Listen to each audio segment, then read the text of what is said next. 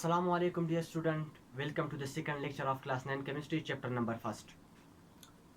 Dear students, lecture number first में हमने पढ़ा था definition of chemistry. इसकी एग्जाम्पल को हमने डिटेल के साथ वहाँ पे पढ़ा था. इसके साथ साथ जो MCQs थे, ट्रिक्स थे और कंसेप्ट थे वो हमने लेक्चर नंबर फर्स्ट में डिलीवर किए थे. अब हम लेक्चर नंबर सेकंड में ब्रांचेस ऑफ केमिस्ट्री को डिस्क्राइब करने जा रहे हैं. तो डियर स्टूडेंट्स, अगर आपने लेक्चर नंबर फर्स्ट नहीं देखा तो सबसे पहले आपने लेक्चर नंबर फर्स्ट को देखना होगा ताकि आपको लेक्चर नंबर सेकंड समझ आ सके. स्टूडेंट्स, आज का हमारा जो टॉपिक है वो ब्रांचेस ऑफ केमिस्ट्री है. और ब्रांचेस ऑफ केमिस्ट्री में हम सबसे पहला जो टॉपिक डिफाइन करेंगे फिर एक्सप्लेन करेंगे वो ऑर्गेनिक केमिस्ट्री है. ऑर्गेनिक केमिस्ट्री हर लिहाज से इंपॉर्टेंट है. तो डियर स्टूडेंट्स, आइए चलते हैं इसकी डिफिनीशन आपको सुनाते हैं. मैंने यहाँ पे लिखा है study of hydrocarbons and their derivatives except oxides of carbon, carbonates, cyanides, bicarbonates ETC वगैरह. स्टूडेंट्स, डिफिनीशन में दो टर्म्स बहुत ही इंपॉर्टेंट है, एक हाइड्रोकार्बन का और दूसरा their derivatives. Dear students, hydrocarbon क्या होते हैं? वो कंपाउंड जो हाइड्रोजन और कार्बन से बने होते हैं उसको हम हाइड्रोकार्बन्स कहते हैं. और वो कंपाउंड जो हाइड्रोकार्बन से डिराइव होते हैं उसको हम कहते हैं डेरिवेटिव ऑफ हाइड्रोकार्बन. आपके जहन में एक सवाल पैदा होगा कि ये किस तरह डिराइव होते हैं.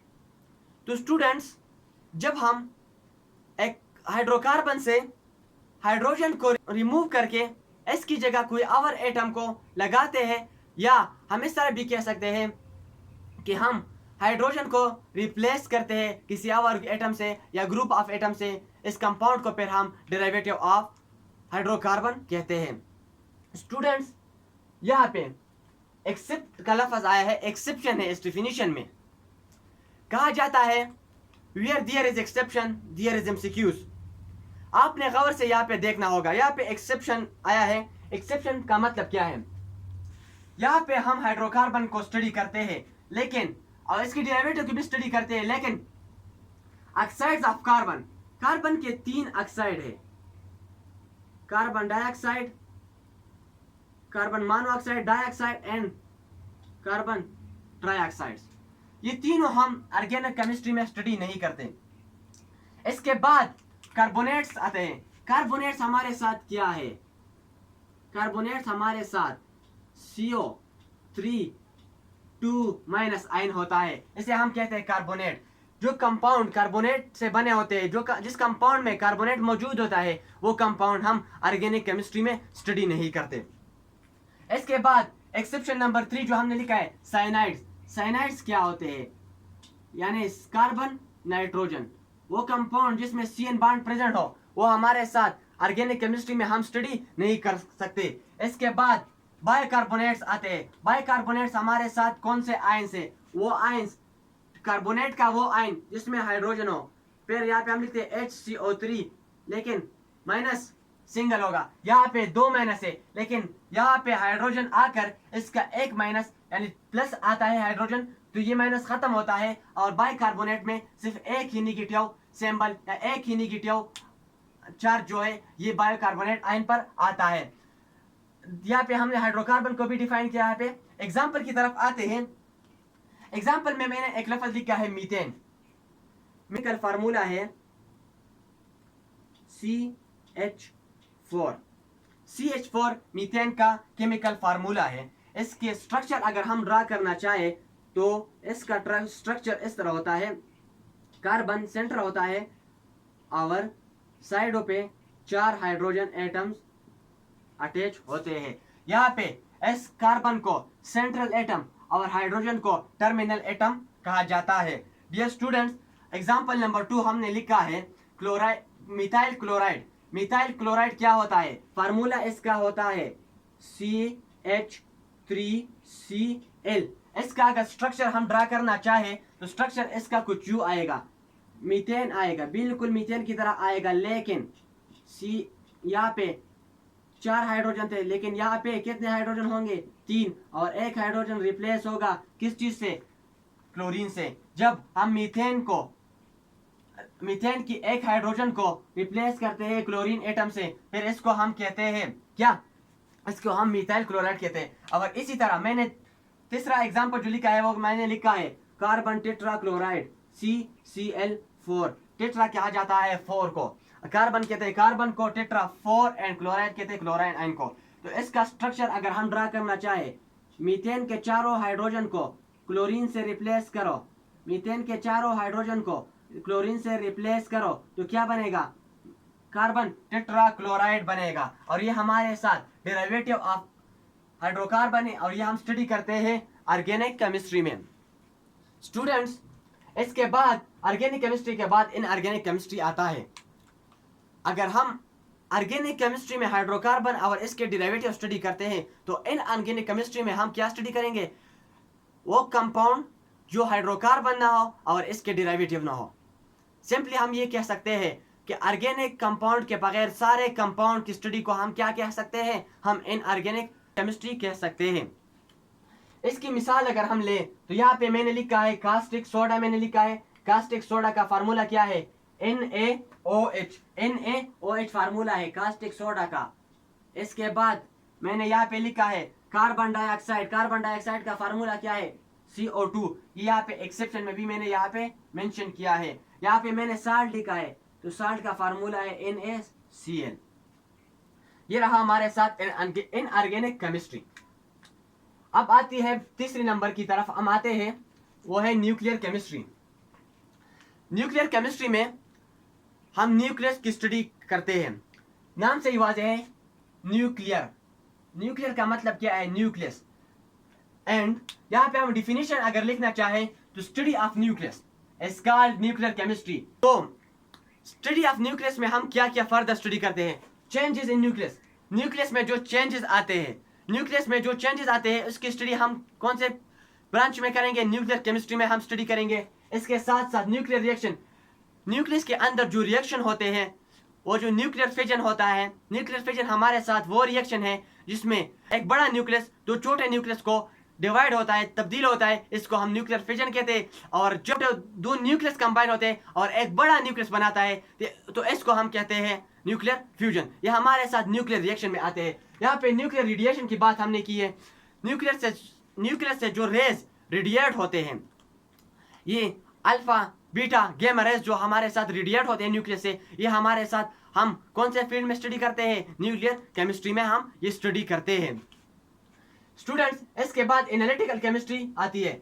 एनालिटिकल केमिस्ट्री की डिफिनेशन मैंने कुछ यूं लिखी है, the study of quantitative and qualitative analysis of matter.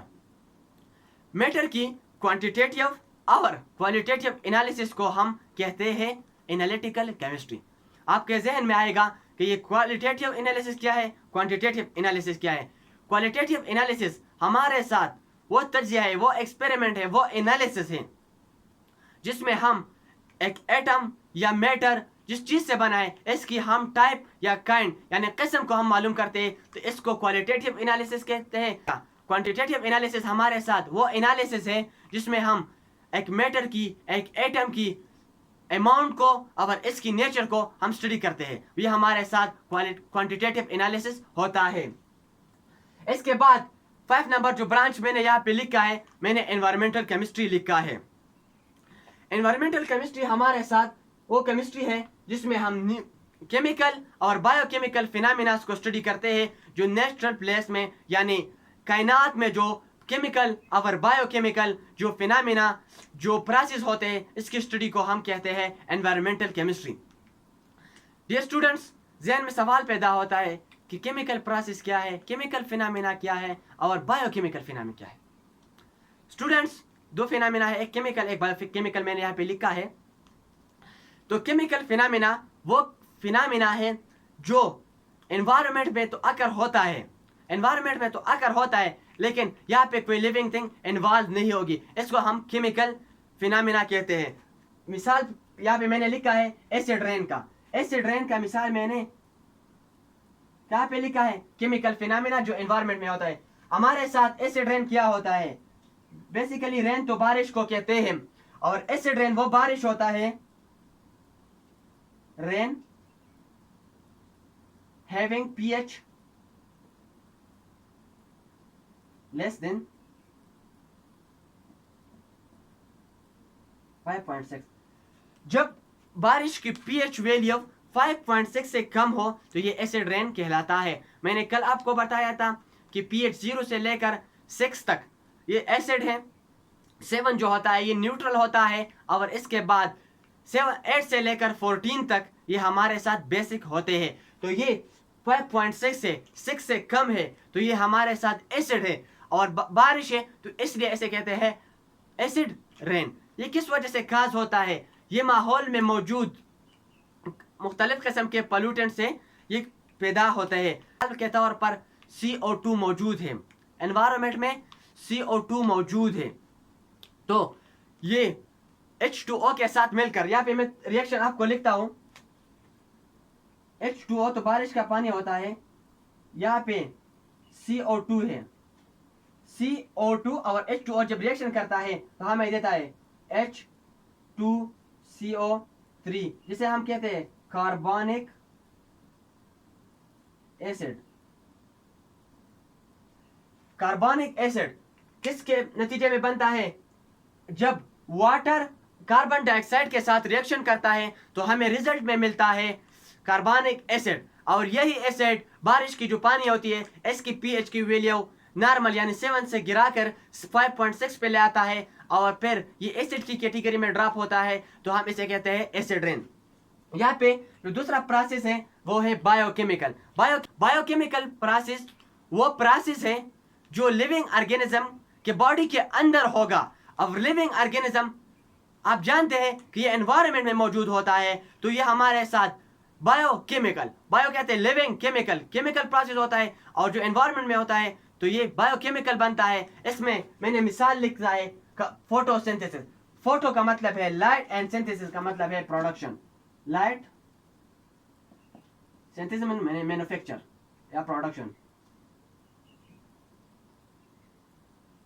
आप सबको मालूम होगा फोटोसिंथेसिस हमारे साथ वो प्रोसेस है जिसमें एक प्लांट सनलाइट और क्लोरोफिल की मौजूदगी में अपना खुराक बनाता है, ऑर्गेनिक फूड यानी ग्लूकोज बनाता है, इसको हम फोटोसिंथेसिस कहते हैं। डियर स्टूडेंट्स, इससे पहले हमने 5 ब्रांच ऑफ केमिस्ट्री पढ़े। इसमें हमने ऑर्गेनिक, इनऑर्गेनिक, एनालिटिकल, न्यूक्लियर और एनवायरमेंटल केमिस्ट्री को हमने स्टडी कर लिया। इसके बाद बाकी 3 ब्रांचेस जो आपके किताब में मेंशन है वह हम अब पढ़ेंगे। तो यहाँ पे मैंने लिखा है बायोकेमिस्ट्री। बायो का मतलब है लाइफ, और केमिस्ट्री को आप जानते हैं स्टडी ऑफ मैटर, यानी मैटर की स्टडी। एक लिविंग बॉडी के अंदर हम जब स्टडी करते हैं एक मैटर की लिविंग बॉडी के अंदर, इसको हम कहते हैं बायोकेमिस्ट्री। डिफिनेशन अगर हमने लिखना है पेपर में तो हम किस तरह लिखेंगे? मैंने यहाँ पे लिखा है study of chemical substances and process that occur in living organism. Living organism के बॉडी के अंदर केमिकल सब्सटेंसेस और केमिकल प्रोसेस को जब हम स्टडी करते हैं तो हम बेसिकली बायोकेमिस्ट्री स्टडी करते हैं।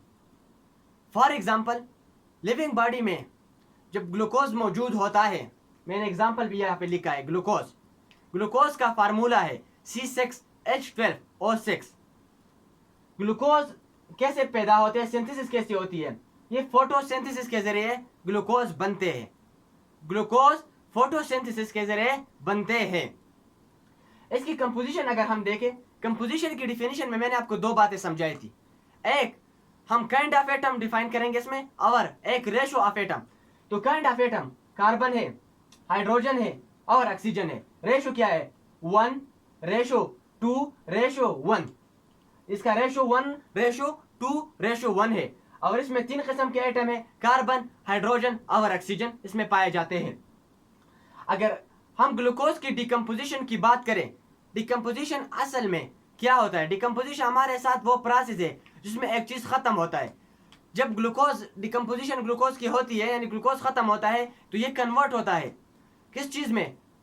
It gives carbon dioxide and water. जब ग्लूकोज की डिकम्पोजिशन होती है तो ये हमें दो चीजें देती हैं।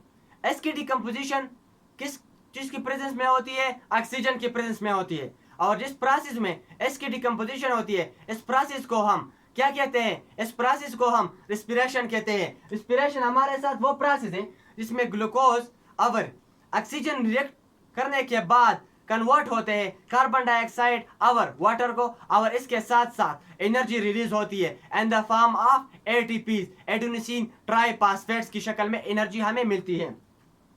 रिएक्शन मैंने लिखा है, ये ग्लूकोज है, ग्लूकोज मिलता है 6 ऑक्सीजन के साथ, हमें देता है 6 वाटर मॉलिक्यूल, 6 कार्बन डाइऑक्साइड, और इसी के साथ मैंने यहाँ पे ई लिखा है। ई का मतलब है एनर्जी, और एनर्जी हमें मिलती है किस फॉर्म में? एटीपी की फॉर्म में, एडेनोसिन ट्राइफॉस्फेट की शक्ल में हमें एनर्जी मिलती है। स्टूडेंट्स, इसी के बाद बारी आती है इंडस्ट्रियल केमिस्ट्री की। इंडस्ट्रियल केमिस्ट्री असल में क्या है? इंडस्ट्रियल केमिस्ट्री हमारे साथ स्टडी है, किस चीज की स्टडी है? टेक्निक्स और केमिकल प्रोसेस की, जिसके जरिए हम एक industrial product, for example cement है, ग्लास है, फर्टिलाइजर है, जो केमिकल प्रोडक्ट हम जिस टेक्निक और केमिकल प्रोसेस के जरिए बनाते हैं इसकी स्टडी को हम इंडस्ट्रियल केमिस्ट्री कहते हैं।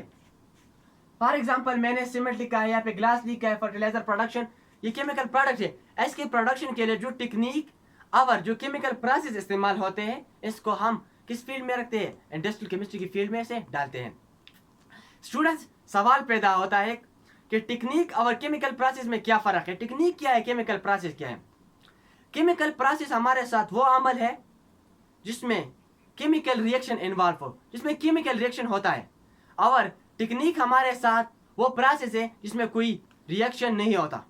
मिसाल के तौर पर अगर आप किसी चीज को ले और आप इसे हथौड़े यानी हैमर के जरिए ब्रेक कर रहे हैं, स्मॉल पार्टिकल में कन्वर्ट कर रहे हैं, यहाँ पे रिएक्शन नहीं होता। ये एक फिजिकल प्रोसेस है और इसमें रिएक्शन नहीं होता, तो ये हमारे साथ एक टेक्निक है। और अगर आप रिएक्शन कर रहे हैं तो ये हमारे साथ फिर केमिकल प्रोसेस होगा। इसके बाद फिजिकल केमिस्ट्री आती है। डिफिनेशन मैंने कुछ लिखा है, study of relationship between physical properties of a substance and it's chemical composition and transformation. एक सब्सटेंस की फिजिकल प्रॉपर्टीज और इसकी केमिकल कंपोजिशन के माबेन जो ताल्लुक होता है, जो रिलेशनशिप होता है, इसको हम फिजिकल केमिस्ट्री में रखते हैं। और जब हम स्टडी करते हैं तो हम बेसिकली फिजिकल केमिस्ट्री स्टडी करते हैं। यहाँ पे मैंने दो चीजें लिखी है, एक वाटर लिखा है, एक हाइड्रोजन पेरोक्साइड लिखा है। मैं पिछले लेक्चर में भी आपको वाटर एक्सप्लेन कर चुका हूँ, कंप्लीटली वाटर को मैं एक्सप्लेन कर चुका हूँ पिछले लेक्चर में। तो ये हमारे साथ वाटर क्या होता है? वाटर हमारे साथ लिक्विड होता है, हाइड्रोजन पेरोक्साइड भी लिक्विड होता है। यहाँ पर भी दो एटम, मतलब दो किस्म के एटम मौजूद है, हाइड्रोजन है, ऑक्सीजन। हाइड्रोजन पेरोक्साइड में भी हाइड्रोजन और ऑक्सीजन पाए जाते हैं, लेकिन यहाँ पे 2 हाइड्रोजन 1 ऑक्सीजन है। रेशो क्या है? रेशो मैंने कल भी लिखा था 2:1, यहाँ पे रेशो 2:2। फिजिकल प्रॉपर्टीज, हमने वो प्रॉपर्टीज डिफाइन की थी, वो प्रॉपर्टीज होती है फिजिकल प्रॉपर्टीज जो हम ऑब्जर्व और मेजर कर सकते हैं बगैर किसी केमिकल रिएक्शन के। हमारे साथ मोलर मास जो होता है ये एक सब्सटेंस की फिजिकल प्रॉपर्टीज होती है, क्योंकि केमिकल रिएक्शन किए बगैर हम ये डिटरमाइन कर सकते हैं, मालूम कर सकते हैं। तो वाटर का मोलर मास जो है 18 ग्राम पर मोल है, और हाइड्रोजन पेरोक्साइड का मोलर मास 34 ग्राम पर मोल है। तो इसमें चेंजेस आए हैं। हमने तो सिर्फ एक ऑक्सीजन एटम हमने इंक्रीज किया। फिजिकल प्रॉपर्टीज रेशियो पे डिपेंड करता है। यहाँ पे रेशियो 2:1 है, यानी काइंड ऑफ एटम यानी कंपोजिशन पे डिपेंड कर रहा है। फिजिकल प्रॉपर्टीज इसका क्या है? मोलर मास जो है 18 ग्राम है पर मोल है, 18 ग्राम पर मोल है। लेकिन अगर हम हाइड्रोजन पेरोक्साइड की देखें तो ये 34 ग्राम पर मोल है। तो इसकी केमिकल कंपोजिशन जब चेंज होती है, केमिकली कंपोजिशन चेंज होता है, तो यहाँ पे फिजिकल प्रॉपर्टीज भी ऑलरेडी चेंज होती है। और ट्रांसफॉर्मेशन की हम बात करें तो यहाँ पर हमने एक ऑक्सीजन ऐड किया, ऑक्सीजन मॉलिक्यूल, एक ऑक्सीजन मॉलिक्यूल O2 नहीं, सिर्फ एक सिंगल O हमने ऐड किया है H2O को। यहाँ पे हमारे साथ मिलता है हाइड्रोजन पेरोक्साइड। ट्रांसफॉर्मेशन होती है वाटर से हाइड्रोजन पेरोक्साइड को, ट्रांसफर हुआ है इस ब्रांच को जिसमें हम ये स्टडी करते हैं, इसको हम फिजिकल केमिस्ट्री कहते हैं। डियर स्टूडेंट्स, आज का लेक्चर यहाँ पर ही खत्म होता है। अगर आपका कोई सवाल है तो आप कमेंट में लिख सकते हैं। हम इंशाल्लाह कोशिश करेंगे कि आपको हम अच्छी तरीके से जवाब दें। और हमारा ये रिक्वेस्ट आपसे हमेशा रहता है कि आप हमारे चैनल को सब्सक्राइब करें, वीडियो को लाइक करें और दोस्तों के साथ शेयर करें। नेक्स्ट वीडियो के लिए अल्लाह हाफिज़।